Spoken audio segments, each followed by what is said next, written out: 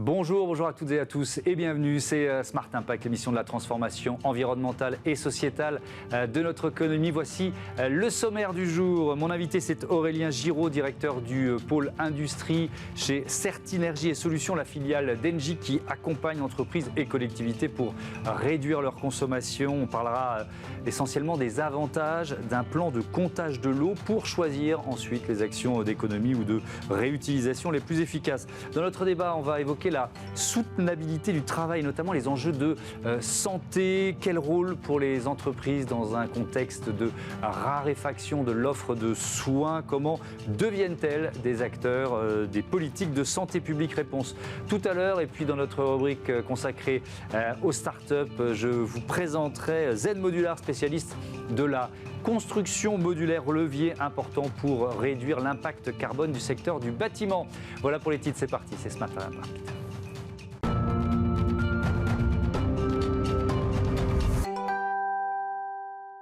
Bonjour Aurélien Giraud, bienvenue. Bonjour. Vous êtes donc directeur du pôle industrie chez Certinergie et Solutions. On va présenter l'entreprise pour commencer, fournisseur de solutions de sobriété, on peut dire ça comme ça? Oui, d'efficacité énergétique, fournisseur, donc à la fois réalisateur et financeur. Ok. Sur 3 grandes verticales. L'industrie que je représente, l'habitat collectif et le tertiaire, et le transport. D'accord, donc 3 grandes verticales avec des enjeux sur lesquels on va se concentrer dans cette interview, les enjeux de consommation d'eau. Peut-être une question assez générale pour commencer. Est-ce que c'est une nouvelle préoccupation des entreprises ou des collectivités en général? Alors, nouvelle, je ne pense pas qu'on puisse dire ça. Par contre, renforcée, oui, clairement. Oui. Tout cet environnement de changement, de dérèglement climatique, clairement, anime à la fois des problématiques RSE. Les sociétés, les industries souhaitent s'intégrer correctement dans leur environnement. Oui. L'eau est un lien direct avec leur environnement extrêmement proche. Leur acceptabilité sociale par rapport à leurs employés, les mairies autour d'elles, rendent cet enjeu primordial. Et une partie également sur... Oui, parce que quand on discute, là on est en train de faire cette interview, il y a encore des innovations majeures dans le Pas-de-Calais par exemple. Donc ça peut sembler paradoxal de se dire, on parle des enjeux de sobriété, d'économie, d'eau, les avantages de faire un plan de comptage, alors qu'on a des situations comme celle-là. Mais si on regarde quand même dans le détail la carte française, c'est très disparate, c'est très hétérogène. Il y a des départements qui sont encore en forte pénurie dans les nappes phréatiques, par exemple. Oui, tout à fait. Ils n'ont pas encore récupéré leur retard de l'été. Plus que par département, c'est plutôt par saison. Oui. Ce qu'on observe en ce moment, c'est un phénomène plutôt automnal soutenu, alors que le printemps dernier, on a eu une longue période sans pluie. Oui. Et c'est ça le problème avec les nappes phréatiques. Souvent, les industriels, quand même... prélèvent dans les nappes phréatiques. Donc le problème, c'est la réaccumulation, le re-remplissage des nappes phréatiques.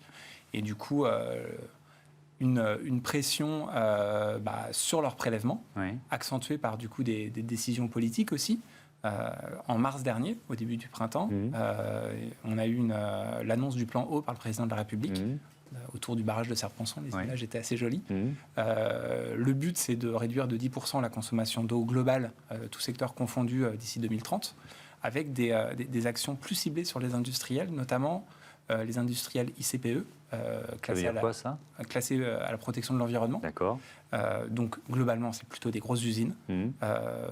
Et une pression accrue sur eux pour leur exemplarité. Oui, alors c'est ce que j'allais vous dire, c'est important, parce que si on veut que les consommateurs, citoyens s'emparent de ces enjeux de sobriété, notamment sur l'eau, il faut aussi que les gros consommateurs donnent l'exemple, et on fera notamment un focus sur l'industrie agroalimentaire avec vous. Je voudrais d'abord que vous nous expliquiez ce plan de comptage de eau, c'est quoi? En quoi ça consiste? En fait, c'est savoir combien on consomme. C'est simple, mais bon, sauf qu'on ne se posait pas vraiment la question. Alors, c'est plutôt comprendre comment on consomme et qu'est-ce qu'on consomme. Oui. Généralement, les industriels, comme chacun chez soi, reçoit des factures.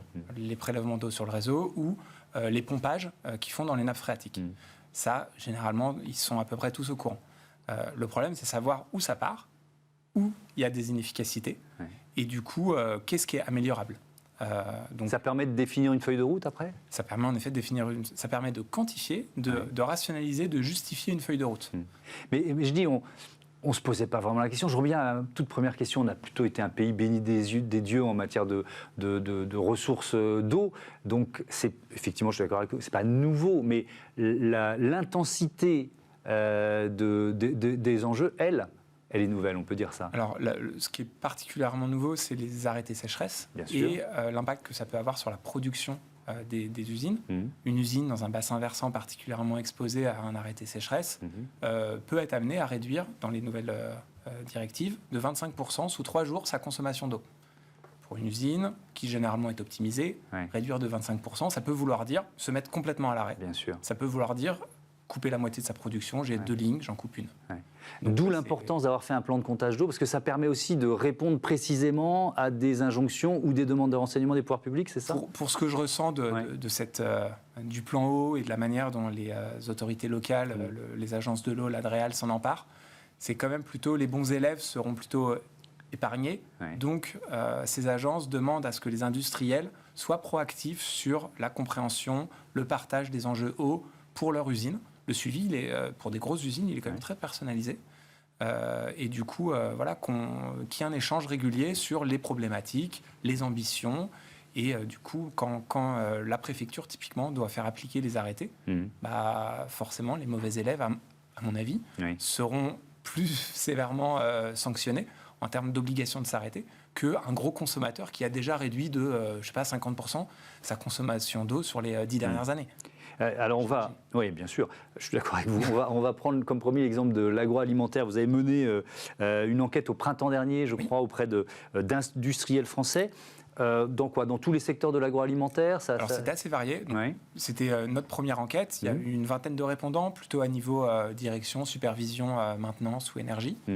En effet, c'était assez varié. On avait de la viande, des laiteries, de la biscuiterie. Donc, des niveaux de consommation un peu disparates.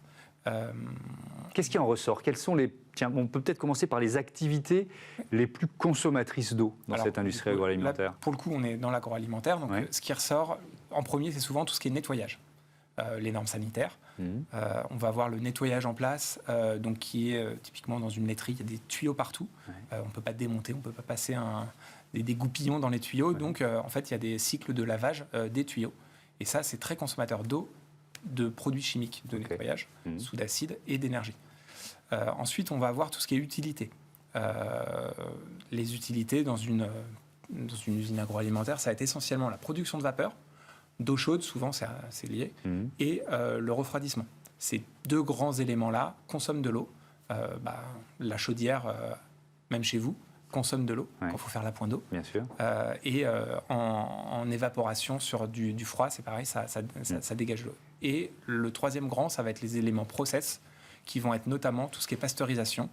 Pasteurisation. Oui, donc là, ça donne un tableau assez précis. Ce qui est intéressant aussi, c'est que vous avez posé à ces industriels des questions sur leur utilisation, leur consommation d'eau. Et on va voir 2 chiffres que j'ai retenus. 70% des industriels considèrent que leur activité est exposée à un risque d'arrêt ou de baisse par manque d'eau. Et puis un autre chiffre, 80% prévoient de mettre en place des actions dans les 3 prochaines années pour réduire leur consommation. Je commence sur le risque d'arrêt ou de baisse par manque d'eau. On a un peu répondu à la question, mais quand même, ce risque, il est réel, il s'est déjà, ce que vous décriviez, c'est-à-dire une industrie confrontée à un arrêté sécheresse qui doit finalement s'arrêter de tourner, c'est déjà arrivé ? Ce qu'on a vu notamment, c'est dans le sud de la France, dans les Pyrénées-Atlantiques, des coupures d'eau aussi, dues à la sécheresse. Donc, déjà, on peut avoir un effet qui n'est pas directement lié à l'obligation de s'arrêter, mais juste une indisponibilité de la ressource eau. Et je ne sais pas vous répondre sur la partie est-ce que cette action a déjà mis en place. Par contre, ce qu'on observe par nos contacts industriels, c'est que les préfectures sont proactives sur la mise en route de ce plan. C'est-à-dire, elles commencent à interroger tous les grands consommateurs sur se mettre finalement en œuvre de l'application de ce dogme. Alors, anticipons les prochaines sécheresses et anticipons les prochains arrêtés. Finalement, pour pouvoir l'appliquer, il faut quand même des mesures préalables. Préalables, du coup, pour savoir sur qui l'appliquer.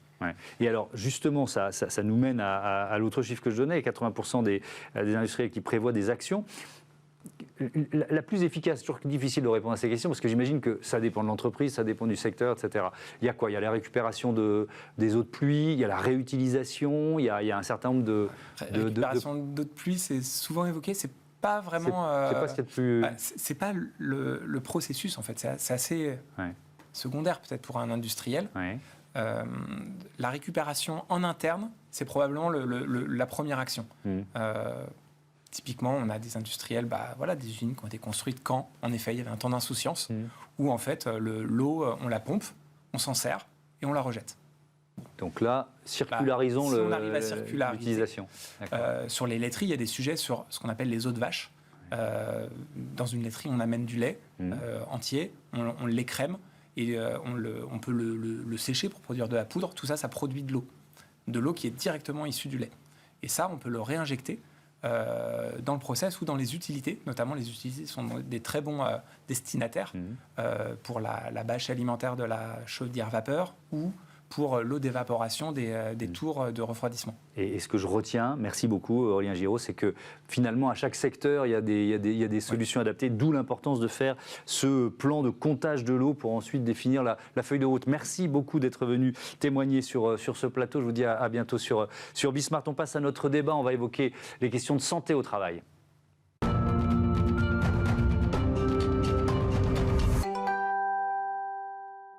Le débat de Smart Impact avec Isabelle Calvez, bonjour, bienvenue. Vous êtes directrice des ressources humaines de Veolia, et Laurent Pietraszewski, bonjour et bienvenue. Bonjour. Vous êtes le fondateur de Grenelle Stratégie et Management. Vous avez été évidemment secrétaire d'État en charge des retraites et de la santé au travail au sein des gouvernements d'Édouard Philippe puis de Jean Castex. On va donc parler de soutenabilité au travail et plus précisément de santé. Je commence peut-être avec vous, Laurent Pietraszewski, sur une petite définition. De quoi on parle? Est-ce que c'est vraiment nouveau de parler de soutenabilité au travail?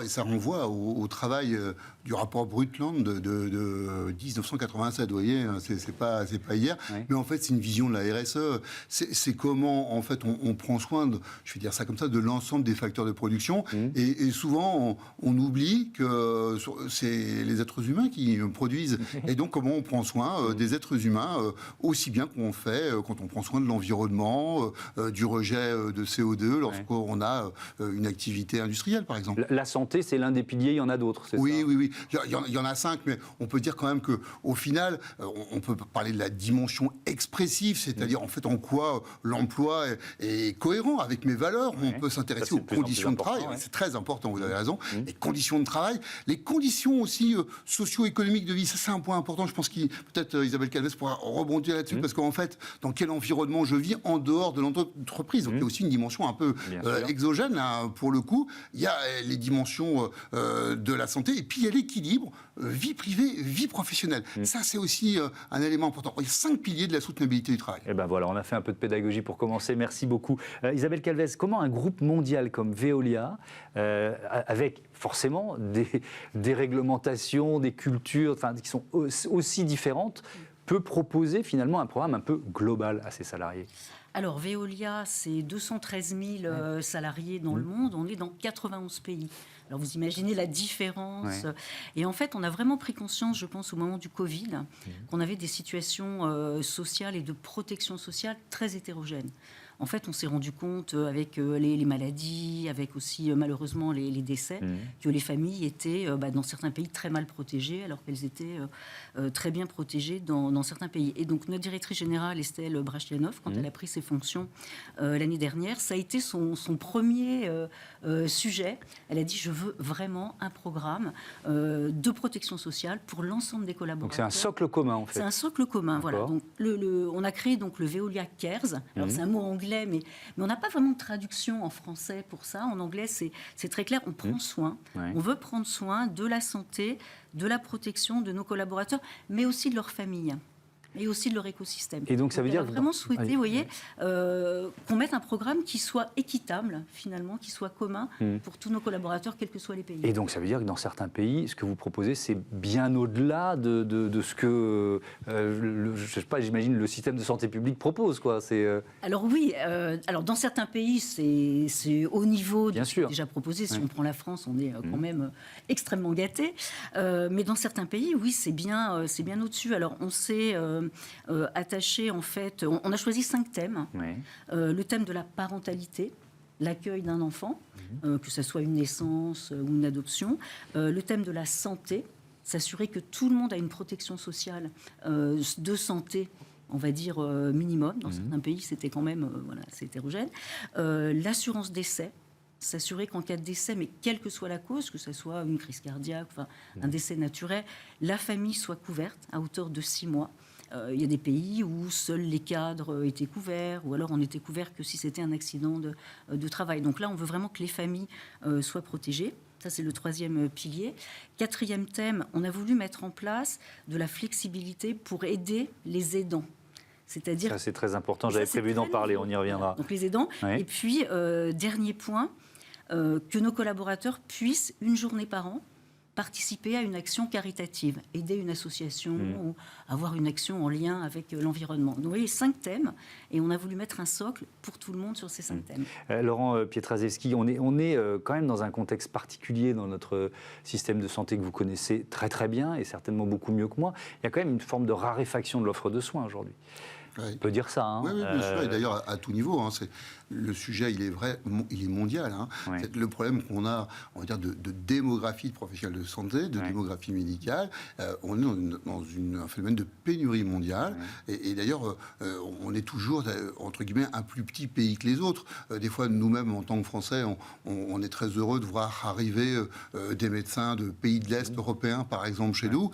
Vous savez, il faut quand même savoir qu'on a des médecins français qui partent dans les pays du Moyen-Orient pour faire des vacations à hauteur de plusieurs dizaines de milliers de dollars, pour le coup, là-bas, au mois. Oui. Donc, voilà, c'est une véritable difficulté. Et sur le fond, cette raréfaction de l'offre de soins, l'entreprise peut peut-être prendre sa part. Alors, c'était la question que j'allais vous poser. Quel rôle les entreprises peuvent jouer? Par exemple, sur la prévention de maladies chroniques, il y a quoi? Il y a un rôle comme ça, d'alerte ou de prise en charge ou de prévention? Oui, moi je le crois. D'abord parce que la santé, elle doit pas se regarder uniquement sur la santé au travail et puis la santé à l'extérieur. En réalité, la santé, c'est un continuum. C'est une gageure de croire que vos difficultés physiques ou psychologiques s'arrêtent à la badieuse et réapparaissent après, et inversement. Enfin, on l'a vu avec le Covid. D'ailleurs, Isabelle Calvez a souligné que c'était aussi un élément déclencheur des prises de conscience des entreprises. Le Covid a montré que le virus, lui, ne s'arrêtait pas à l'entrée de l'entreprise ou à la porte de l'appartement, et qu'il y avait un continuum de la santé. Donc ce continuum de la santé, moi j'entends d'ailleurs Isabelle Calvez, c'est ça que j'entends dans cette prise en charge, même assez extensive sur le fond d'ailleurs, de cette soutenabilité du travail, de ce que chaque individu a besoin. Et je crois d'ailleurs que c'est là que les entreprises peuvent jouer. Donc il y a 2 leviers. Un, sur la santé, parce qu'on est dans un domaine de pénurie, et donc l'offre de soins, on doit l'utiliser la mieux possible, et donc il faut faire de la prévention, parce que le temps médical est restreint, on n'a pas beaucoup de médecins, et donc il faut envoyer chez le médecin ceux qui en ont besoin. Et donc la prévention, c'est une des clés, et là l'entreprise a son rôle à jouer, et puis la société évolue. Moi j'ai bien entendu ce qui se fait chez Veolia en matière de parentalité notamment. C'est intéressant parce que, vous voyez, quand on parle d'avantages sociaux dans l'entreprise, de ce qu'on peut donner, notamment en congé, comme pour l'arrivée d'un enfant, eh bien, quand on est aujourd'hui, on n'est pas seulement en train de regarder père-mère, on se dit, il y a 2 parents. Donc voilà, qu'est-ce qu'on donne pour les 2 parents? Vous évoquiez la question des aidants, et c'est vrai qu'il y a de plus en plus de Français qui sont aidants. Je lisais, juste avant de préparer cette interview, un article sur beaucoup de Français à la suite des scandales dans certains EHPAD qui ont décidé de faire revenir un vieux parent à la maison avec toutes les contraintes que ça représente. Sauf que souvent, les salariés n'osent pas en parler en interne. Comment vous faites pour les inciter finalement à en parler et pour les aider? Alors j'ai peut-être lu le même article que vous. J'ai lu qu'un Français sur 5 était confronté à une situation de parents ou de proches qu'il fallait aider. Et c'est vrai qu'on est, je dirais, dans ces cas-là, assez démunis. Ceci dit, j'étais au Japon il n'y a pas longtemps, et c'est pareil, une collaboratrice m'a dit, mais c'est génial, je m'occupe de ma mère. En fait, dans les pays asiatiques, on s'occupe. Je m'occupe de ma mère, et c'est la première fois qu'on va m'aider avec de la flexibilité, qu'on va m'aider. Donc en fait, ce qu'on dit, c'est que partout dans le monde, on veut... Alors, on ne dit pas forcément, on ne donne pas forcément les méthodes, mais on dit essayez de trouver, en fonction de la culture du pays, des méthodes de flexibilité, d'autorisation de congés, d'adaptation du temps de travail, pour que les personnes en situation d'aide puissent concilier cette aide avec leur travail, ce qui n'est pas toujours facile. Parce qu'on se dit comme ça, les gens auront une charge mentale et psychique finalement beaucoup moins forte s'ils savent que c'est autorisé, qu'on les aide, qu'on trouve ça normal dans l'entreprise et qu'on n'a pas de tabou sur ce sujet. C'est le mot que j'allais employer, le mot tabou. C'est encore un tabou ?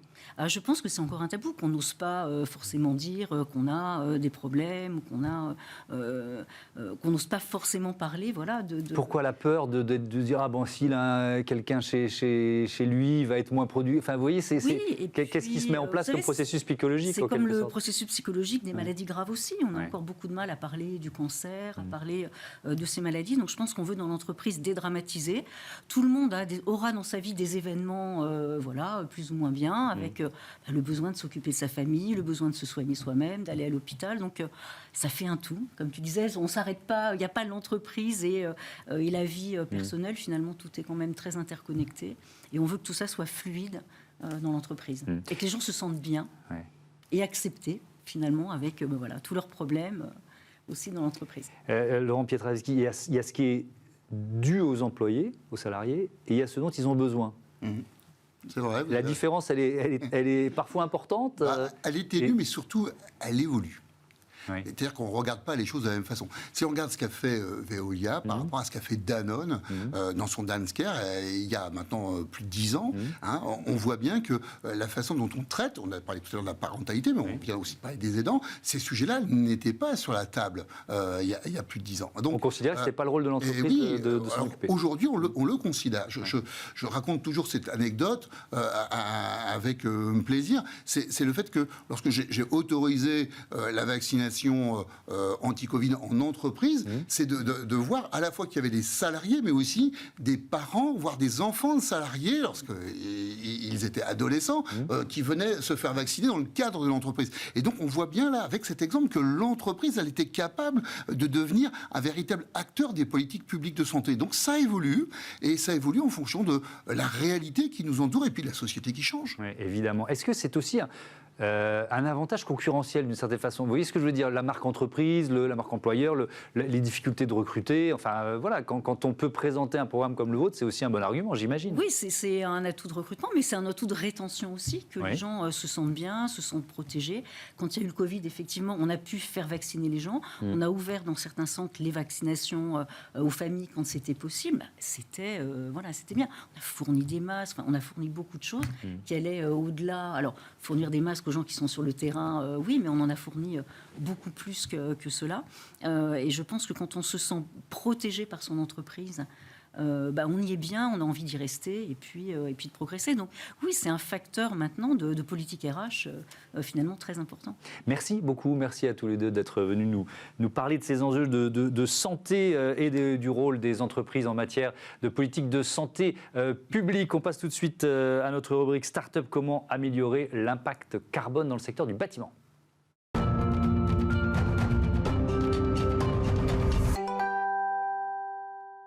Smart Ideas avec Pascal Chazal, bonjour, bienvenue. Bonjour. Vous êtes le président, le fondateur de Zen Modular, vous l'avez créé fin 2022. On va donc parler de construction modulaire. Je veux bien qu'on commence par une définition, tout simplement, c'est quoi ?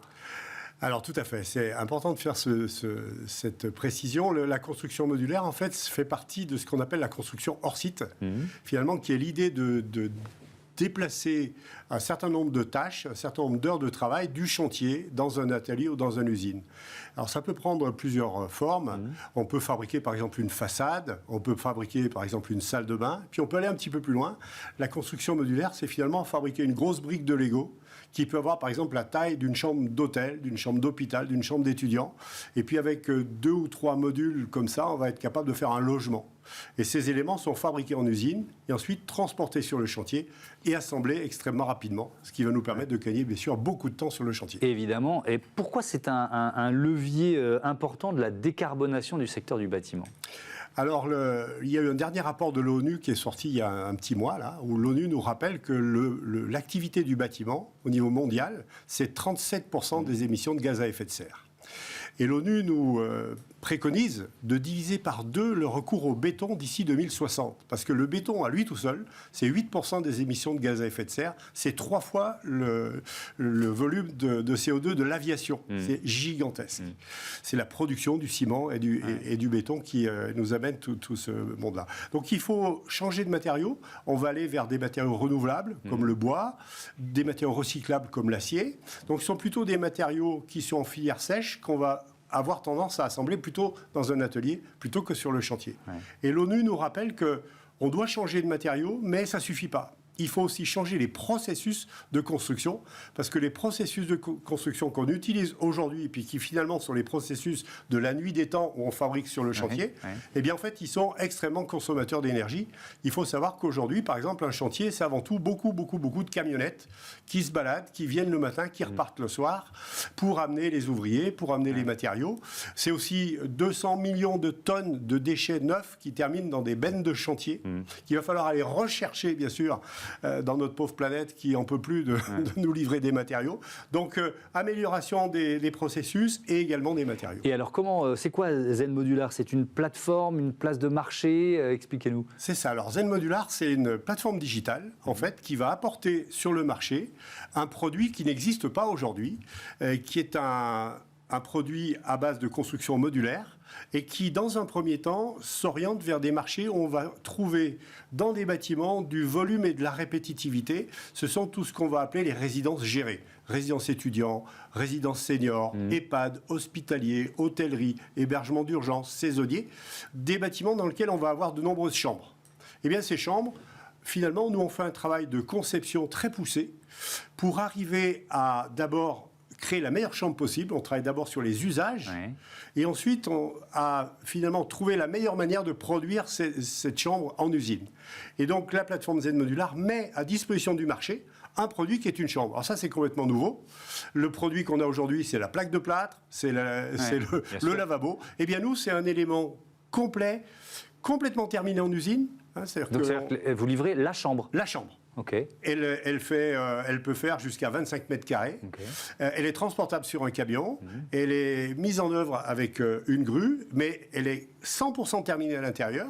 On va la poser donc sur une fondation. On va les empiler les unes sur les autres. On peut monter jusqu'à 8 étages aujourd'hui. Et on va constituer finalement notre bâtiment à partir de ces chambres.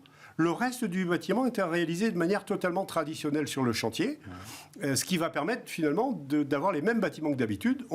L'architecte va pouvoir se faire plaisir et on peut faire tout type de bâtiment, tout type d'architecture, intégré en cœur de ville comme en périphérie également. Il nous reste 40 secondes, vous avez commencé à livrer les premières chambres ou alors c'est vraiment le début de l'aventure? On est au début de l'aventure, on a déjà réalisé de nombreuses résidences, mais avant Zen Modular, dans une logique plutôt de bâtiment descendante, on conçoit le bâtiment, puis ensuite on va chercher l'industriel pour fabriquer. Nous, on inverse la vapeur, on conçoit les chambres qui sont des produits et on propose le produit sur le marché. Donc là, on vient de créer la première chambre qui est pour les étudiants, qui s'appelle la J-Room. On vient de terminer le premier prototype. Et donc là, maintenant, on le propose en fait aux architectes, aux maîtres d'œuvre, aux maîtres d'ouvrage, qui vont intégrer ce produit dans leur bâtiment. Ça va nous permettre de diviser par 2 le temps de construction et d'améliorer le bilan carbone jusqu'à 40% de la construction, parce que bien sûr, nos modules, ils sont en bois. Merci. En plus, merci beaucoup Pascal Chazard et bon vent à Zen Modular. Voilà, c'est la fin de ce numéro de Smart Impact. Merci et à très vite.